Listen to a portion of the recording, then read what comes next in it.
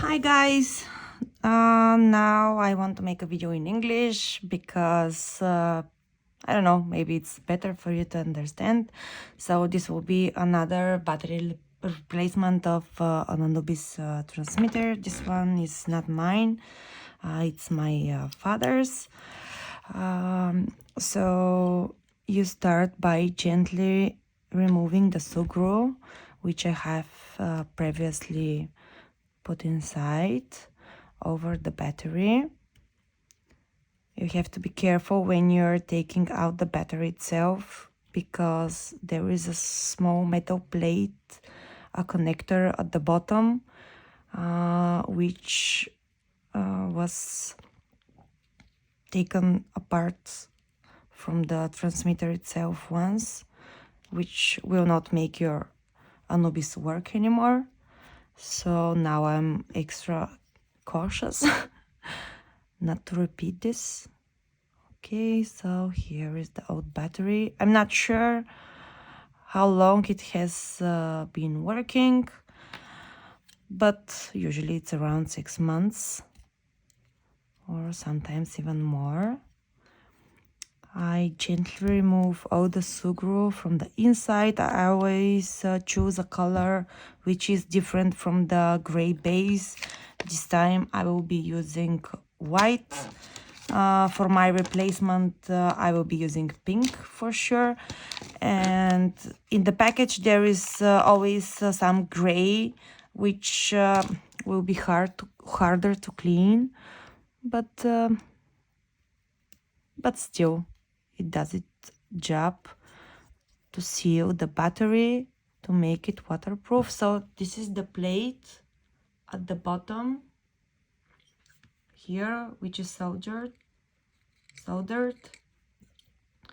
And if this is missing, your transmitter will probably not work. I learned this the hard way, so I'm sharing this as an advice.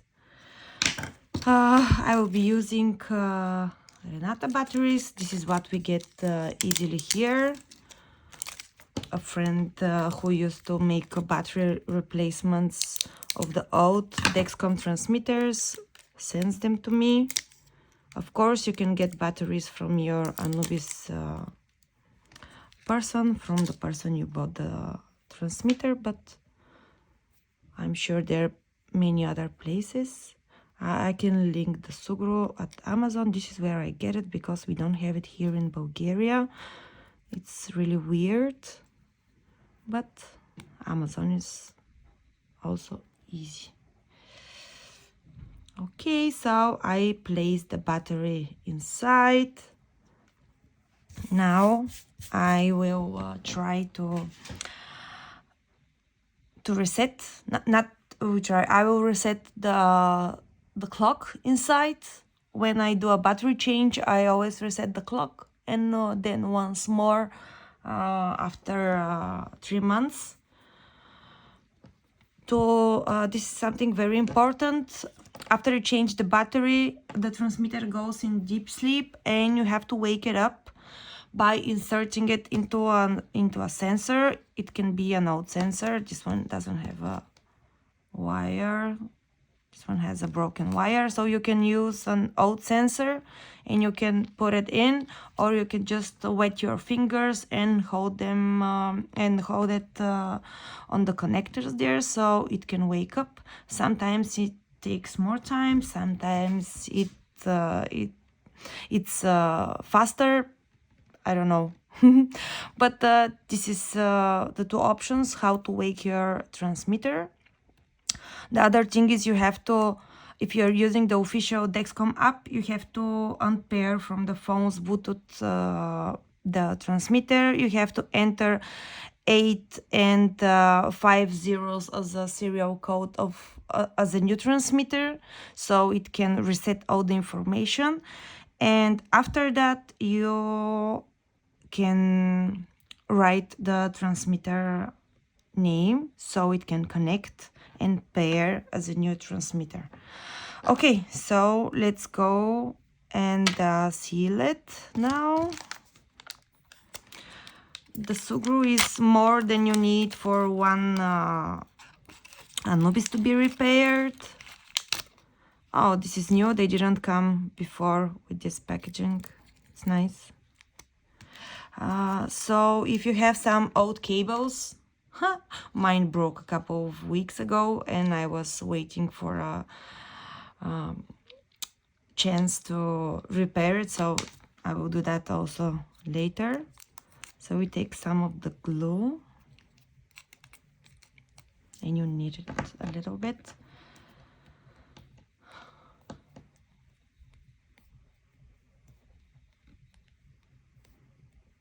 And then you start filling it. There is not much space inside to fill, but still try to press it very well.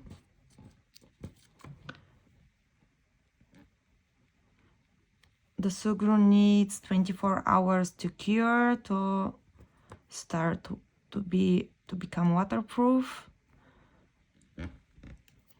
So you cannot use the transmitter like this right away.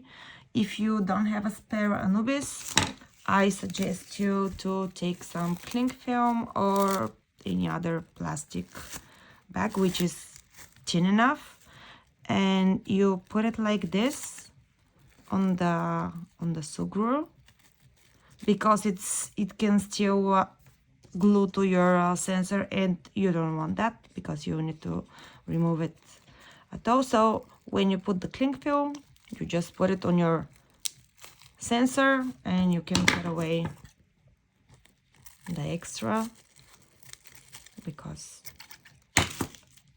you don't need it, of course, or you can just tear it. So this is the purpose of the cling film, so you can use it right away if you don't have a spare.